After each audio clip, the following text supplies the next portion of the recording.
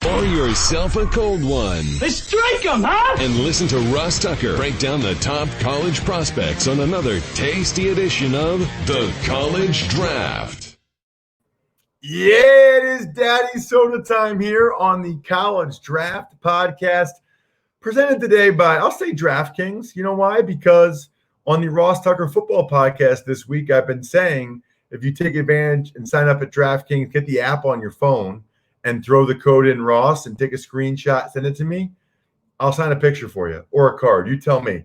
I have Bills, Cowboys, Redskins cards, or I'll sign a Bills picture for you. It's like a nice 4x6 personalized. All you have to do is get the DraftKings Sportsbook app on your phone and throw the code Ross in, and then screenshot it, or when you get the sign up email, send it to me, ross@rosstucker.com. I am Ross Tucker, former NFL offensive lineman. Got a bunch of podcasts now that I really enjoy, including this one, the College Draft podcast. Please follow all the stuff I got going at Ross Tucker NFL. Speaking of the College Draft, I am in glorious Muncie, Indiana, getting ready for Ball State hosting Eastern Michigan tomorrow night, 7 p.m. Eastern Time, CBS Sports Network. A little maction for you on a Wednesday night. If you're listening to this podcast, you should like and enjoy to watch that. There are some NFL prospects in it. Ball State has a good running back, Caleb Huntley. They've got a couple corners, including Antonio Phillips, who's a really good player. Curtis Blackwell, the right tackle, is a pretty good player to watch. So they've got some pro prospects. Eastern Michigan has Thomas Odukoya, their tight end, number 2. He had 2 touchdowns last week. So check it out when you get a chance. We are at Ross Tucker Pod everywhere, by the way, on social media, Twitter and Instagram. I'm at Ross Tucker NFL everywhere. And as you know, we do have a YouTube page where you can see the highlight clips of all of our shows, youtube.com/Ross Tucker NFL. Speaking of YouTube, this is when I typically tell you about my guy, Emory Hunt, the czar of the Telestrator. The czar? No, you're not the czar of the Telestrator. You're the czar of something else, Emory. The playbook. Telestrator is Mike Fratello. Yes. Czar of the playbook, Emory Hunt, at FBall Game Plan on Twitter is where I follow him. You should as well. Football Game Plan on YouTube, which is just a beastly YouTube site. And then footballgameplan.com/2021 draft guide. Man, it's going to be a crazy draft year with the FCS and D2 not really playing in the fall, and who knows what happened in the spring. You're going to need a draft guide to keep it all together, and there's going to be nobody that has a better draft guide, especially when it comes to Group of 5, FCS, etc., than my man Emory. footballgameplan.com/2021 draft guide. Emory, it's kind of a mixed bag, man. We had the MAC come back, which was awesome. We had the Pac-12 come back. Those are the positives. The negatives are, feels like we're losing more games each week, man. I mean, we lost Navy Tulsa. We lost Air Force Army. It feels like we're going a little bit the wrong direction. Yeah, we may lose a bunch of SEC games this weekend. You know, when you think about a team like Texas A&M, who's playing their way into the playoffs because they already got blown out by Bama. So they don't have to worry about that challenge to the SEC title game. So they can win out and have a pretty strong record to where they can be that 4th team in the playoffs if a team obviously in the top 3 loses. So we're losing some SEC games, but at the end of the day, this is what we signed up for, and this is kind of what we expected to happen, because we saw it earlier in the year with games that were getting postponed or getting canceled. It's just tough to see it now catch fire in the more important part of the schedule, where teams are really starting to try to make their way for the college playoffs. I mean, Pac-12 kicked off last weekend, and they lost 2 games in their kickoff weekend. So it's going to be tough to see how it plays out down the stretch.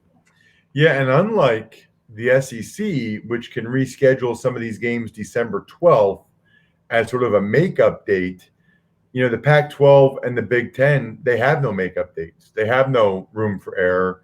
They just don't play them. It's just a no contest if the game is not played, which is really kind of a shame. seems like the ACC has handled it about as well as anyone. They played a week earlier than everybody else. I don't feel like they've had as many cancellations. Maybe Virginia Tech, Virginia. I was supposed to call that game on the radio. That was a bummer. Speaking of the ACC, Emory, and as a reminder, I should make this clear. We're going to make this clear on social media. I should say it on every podcast. I said it on today's Ross Tucker football podcast, the Power Rankings. We are now going ahead and giving you our picks against the spread for the 4 or 5 games we break down each week, which is a lot of fun. I said this, Emory, earlier on the Ross Tucker football podcast, but a buddy of mine named Bo, he texted me a screenshot of his DraftKings bets, including Oregon, because last week you had Oregon as your lock over Stanford, and you loved Oregon laying the points, and he bet it because of you, and it worked. He's like, dude, love your guy Emory. College Draft Podcast is a must listen to for me now that you're actually doing the games against the spread. So, hey, Bo, we are happy to help. Emory knows these teams extremely well. And by the way, DraftKings is ensuring all new users are covered up to $100. So you bet, they cover you with risk-free Sunday betting on all of Sunday's actions. They also, on top of the awesome sign-up offers, they have special promotions and odds boosts every day of this year's tournament in Augusta, Georgia. DraftKings safe, reliable, secure. Just download the top-rated DraftKings Sportsbook app now. Use promo code ROSS when you sign up to get this can't-miss offer. DraftKings Sportsbook is ensuring your Sunday bets up to $100. That's right. You bet, they cover you up to $100 when you use promo code ROSS during sign-up. Limited time only at DraftKings Sportsbook. Must be 21 or older. New Jersey or PA only. Risk-free coverage paid out in site credits. Restrictions apply. See DraftKings.com/sportsbook for details. Gambling problem? Call 1-800-GAMBLER. We'll start, Emory, in the ACC. Florida State, who just got handled again against NC State. NC State's laying 6.5 points. We'll start with the matchup. I love that you've got a corner and a wide receiver, and it makes sense because I saw what Emeka Amizi did against the U. That was an awesome football game, by the way. NC State, Miami last Friday night. That was awesome. Did you watch that? Yep.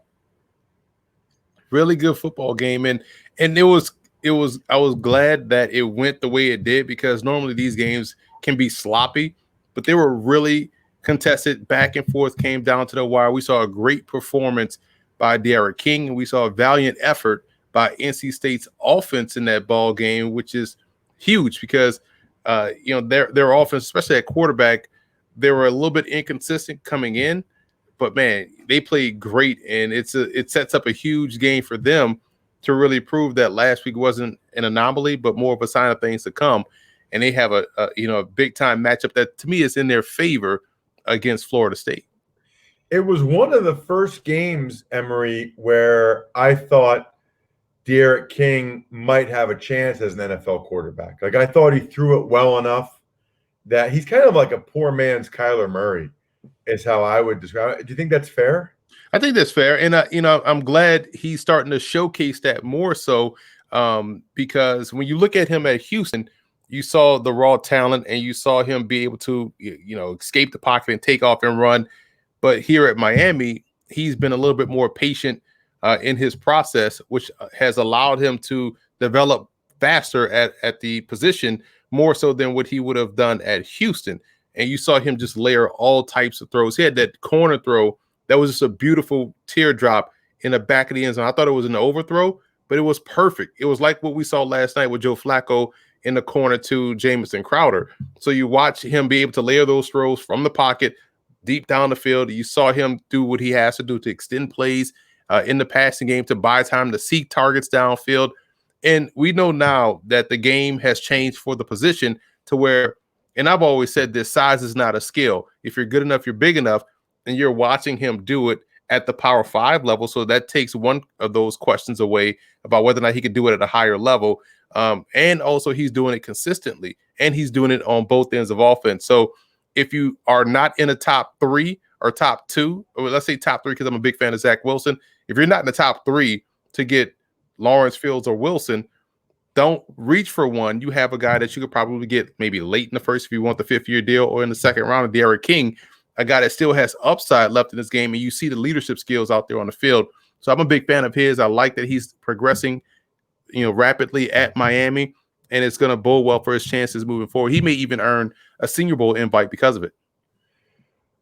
So for Florida State, they've got Asante Samuel Jr., former teammate of mine's son, always makes me feel old. Your thoughts on Asante Samuel Jr. in general, and then in particular, his matchup against Amizi? Well, it's a great matchup, and Asante Samuel Jr. is a great prospect because he has ball skills. For me, give me the guys that have the football in their hands all the time on defense. I want you on my team, and that's the type of guy you're getting in Asante Samuel Jr. because he is playing well above his team's record. He's looking like the best defensive pro prospect they have. He's been the most consistent. And in this matchup, he's going to face one of the top receivers in college football and their primary target. So he's going to have a lot more of the opportunity to shine in this ball game and really take away. He can show, hey, I can be a lockdown guy. I can be a press guy. I can play off and bait quarterbacks into throwing the football and make plays on the ball.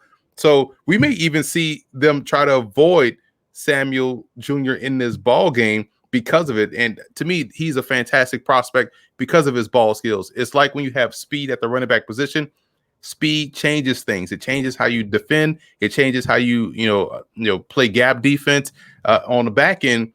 When you have the ability to take the ball away, it changes how you throw the football. You may avoid that side. You may try to go underneath. You may not try to test that person deep because he has just as much of a chance to catch football as your receiver. So when you have those game breakers at a certain spot, it definitely changes how you go about your game plan. And he is one of those game breakers. What kind of prospect and player is Amizi on the other side at wide receiver, the NC State wide receiver?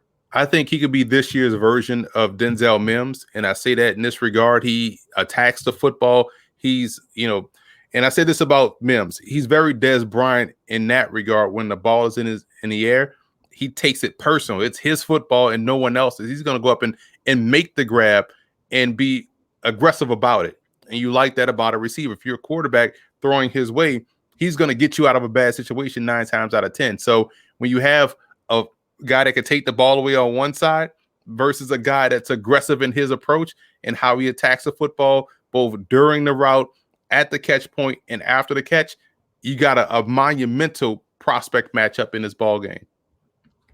I love it. The NC State Wolfpack are laying 6.5 points. Emory, what do you think? Yeah, let's take away Amizi and Samuel. NC State's going to win this ball game by a lot. So I'm laying the points away from, I'm laying the points with NC State. I just can't trust Florida State. I mean, you saw the big run by their quarterback last week. Man, Florida State really could try to turn this thing around, but they have slowly become a group of 5 team with how they're playing. They got to get back to that dominance, and they just don't have it this year. Totally agree. I'm going to lay the points with NC State as well. Florida State's a mess. I think we all know that. So how about some action? Wednesday night action that's not mine. Emory, stop picking games that are against my game. We don't want people to be watching the games that are against my game on TV. You should have picked the Tuesday night action, some action tonight, as opposed to the Wednesday night action. I'm kidding you, but Toledo and Western Michigan. Western Michigan, it's a MAC West matchup.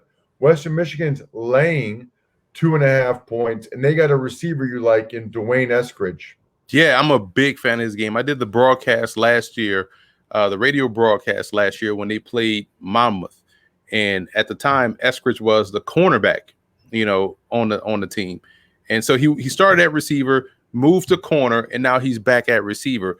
But he is a tremendous talent. You talk about having explosive speed.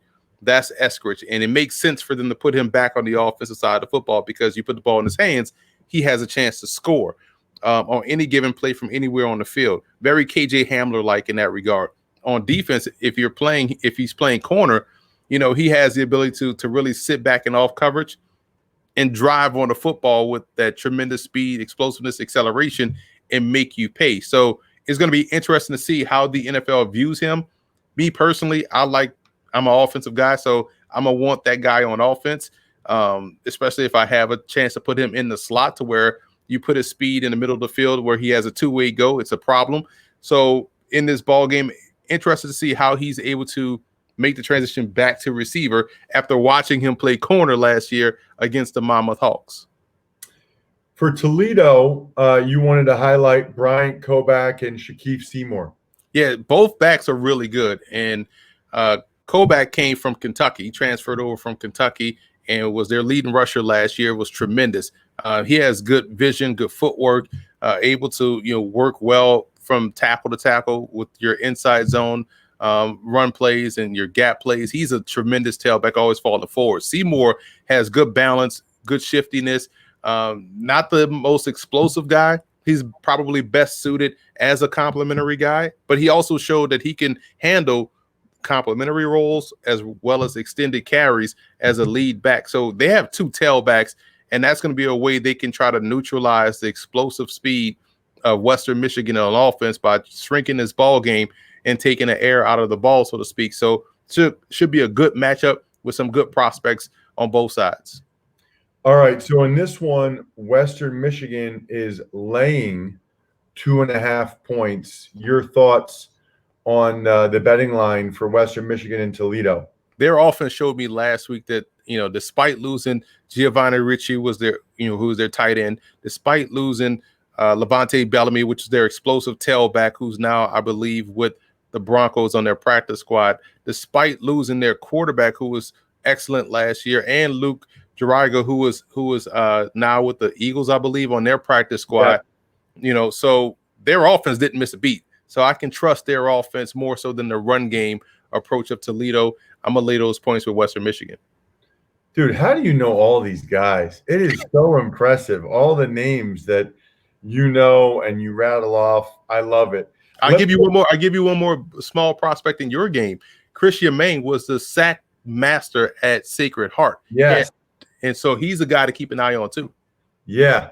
Adjaman from Sacred Heart, dude, they love him. He's like 6'4", 280, was first team all-conference twice in the NEC, and then came to Ball State as a grad transfer. They also have a guy, Anthony Ekpe from Rice, who had 2 sacks, a tackle for loss last week, played extremely well. So the MAC, it's interesting. I don't think people realize how good the MAC is, Emory. I think it's like because they play during the week and because they have some plays that, people highlight on social media, bad kicks or whatever. You know how good you have to be to play in the MAC? Like good. Like these kids are good. I mean, I watch them. They are fantastic football players. Fundamentally sound football conference top to bottom, and they play good on both sides of the ball. You get someone out the MAC, you're getting a well-developed prospect that can hit the ground running at the NFL level, and that's something you don't normally see from a Group of 5 program. But the MAC constantly, and that's going back to when we both played, they have always been like this. No matter where you look, the MAC always has solid football players. Yeah, and the thing is, too, is it's like the most balanced conference because out of the last 5 years, I think 9 of the 12 teams in the MAC have gone to the MAC conference championship game. Like that would never happen in the SEC or the ACC where it's Clemson every year. Like, certain teams just aren't going. We know that. The MAC, anybody can go anytime. And by the way, the Eastern Michigan game I'm doing tomorrow night, they have beaten a Big Ten team 3 straight years. Rutgers, Purdue, Illinois. Speaking of Purdue is playing Northwestern, and Purdue's getting 3.5 points in this one. Northwestern off to a very good start. They're getting good play from the quarterback position, Peyton Ramsey, and they got a linebacker in Patty Fisher. Feels like he's been there a long time, but their defense is playing well. They really are, man. And I like Patty Fisher's game. He reminds me a lot of what the Rams currently have in Troy Reeder, who played at Delaware. Just a real good instinctive backer, good on both ends. You can trust him in the run game. He's good sideline to sideline. You can trust him in zone coverage. He's never out of position, and he's constantly making impactful plays. So I really like how he just plays the position. One of those classic linebackers that if you're not in today's game, if you're not, 6'2", 220, running a 4.3, looking like Deion Jones, then people tend to look over you as a good linebacker. But when you get guys like Troy Reader for the Rams or a guy like Patty Fisher, you realize how solid those guys are. The Mario Davis type guy, solid guy that's a really good football player. And yes, he has been there for a decade, so he has the experience to play well at the next. I think he's a pro-ready guy. No matter where you draft him, he's going to be a 9-year plus type player for your football team. Very good talent. Kind of reminds me of like TJ Edwards, who was at Wisconsin forever, and he's playing very well for the Eagles, even though people want to say, well, his combine times aren't great, blah, blah, blah. Dude, that guy, last time they played, he had 12 tackles, tackle for loss, sack, forced fumble. TJ Edwards is just a baller. What about Purdue D tackle Lorenzo Neal? And he's another legacy guy. His dad was the fullback for the New Orleans Saints. Tremendous tailback at Fresno State, by the way, before he converted to fullback in the NFL. But remember, Neal was supposed to come out last year, decided to go back to Purdue to improve his stock. And I'm looking forward to seeing how he's going to do that, because you can't come back and just be a guy that kind of fits in. And I think that's what he is right now. He's just kind of fitting in, which is not bad, but you want to see a guy stand out. And, he shows the flashes of being able to, walk guys back into the, to the backfield, or beat someone quick off the line of scrimmage and be a pressure type guy, but you don't see it on a consistent basis. So you kind of want to see that level of consistency from him, especially when you have, someone that's going to be a first round pick, and Kalafdis on defensive end was like a ridiculous 5-star prospect that ended up going to Purdue and was great from day one at defensive end. You want to be that type of guy that we're talking about now, as you're the senior and he's the sophomore, and so you want to be able to stand out consistently. And that's what I'm more excited to see from Neal this year. And again, there's flashes, but you want to see the consistency. So the Purdue's getting 3.5 points. What do you like, Emory? I like Northwestern because I don't know if Rondale Moore is going to play, even if he is a real person. Because we hadn't seen him this year, but we have seen Northwestern's defense. We have seen their offense do well. We saw them do a good job of fighting back in their second game and getting a win. I like Northwestern, so I'm laying those points. Yeah, I'm with you too. I will lay them as well. Toledo, Western Michigan. I'm taking Toledo in the points, by the way. Cal, Arizona State, a little Pac-12 matchup. I still can't believe Arizona State lost that game, man. I still can't believe they lost that football game. That was a bad way to lose, a really bad way to lose. If you told me at the end of the game you would have a cornerback in position with his hand on the ball to, ice the game, if you're a defensive coordinator, you take that 10 times out of 10, and I would have taken that 10 times out of 10. And it's a shame that he just couldn't rake that ball out of there. You had everything right, but sometimes great plays are nullified by greater plays.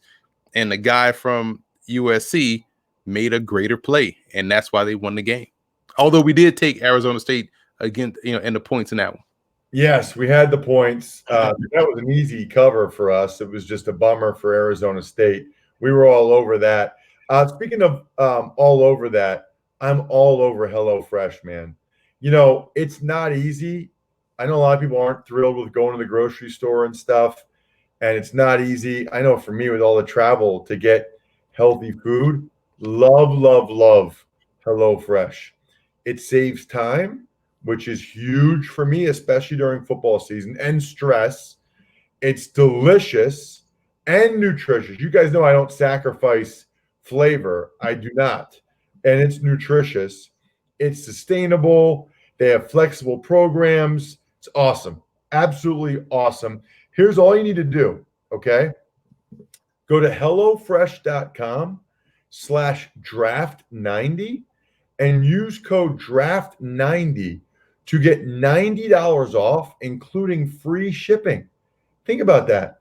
So you can go to HelloFresh, order some food, go to HelloFresh.com, draft90, use code draft90 to get $90 off, including free shipping. Why not get $90 off of free food?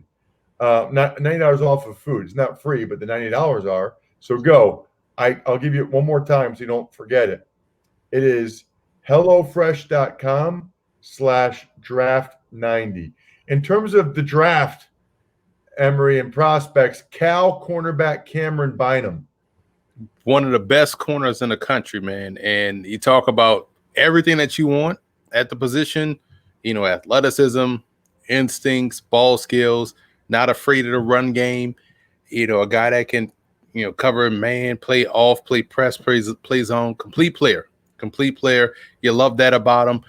Senior Bowl guy all day, every day, and is definitely one of those first round type talents. And listen, in Cal, their quarterback is pretty good too. He's coming off a good year. It's a shame that we didn't get to see them last week because of a COVID situation, and so their game was canceled. So this will be their first game, and Bynum is a really good, prospect, one of the top tier prospects in the class. What about Arizona State safety Evan Fields? This dude is legit good. Another one of these football players that you want on your team. You saw him, stuff the stat sheet last week, had 2 forced fumbles, had a pass breakup, had, a zillion tackles. And I like the fact that he's being coached by Marvin Lewis. He's being coached by Herm Edwards. He's being coached by Antonio Pierce, all these very good defensive guys and defensive-minded guys.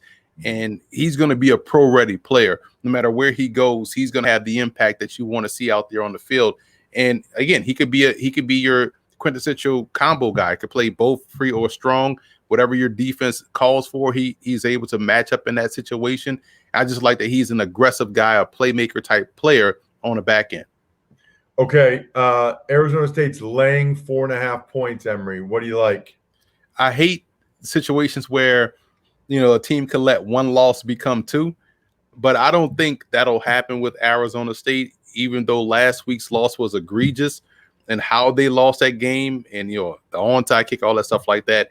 Plus, we hadn't seen Cal yet, and I think, they're going to have their week 1 sputters out the gate. So I trust Arizona State here, so I'm laying those points with the Sun Devils. Dude, you just took my exact analysis, which is that I think Arizona State, that's a tough game to bounce back from. But I've seen, whether it was, Colorado State, the game I did there, it's rough sometimes when teams are playing their first game against a team that's already played a game. I'll lay the points again with Arizona State. I am with you. I'm also with you at footballgameplan.com/2021 draft guide. Look, if you listen to this podcast, you love the draft, then make sure you get the best draft guide out there from my guy, Emory, footballgameplan.com/2021 draft guide. Follow him on social at FBallGamePlan. I'm at Ross Tucker NFL, Twitter, Instagram, Facebook. You know about the YouTube page, youtube.com/Ross Tucker NFL. Other than that, the keg is kicked. We are all tapped out. Thanks for listening to the College Draft Podcast. Make sure to also subscribe to the Ross Tucker Football Podcast, Fantasy Feast, Even Money, and The Business of Sports. All available at Apple Podcasts, rosstucker.com, or wherever podcasts can be found.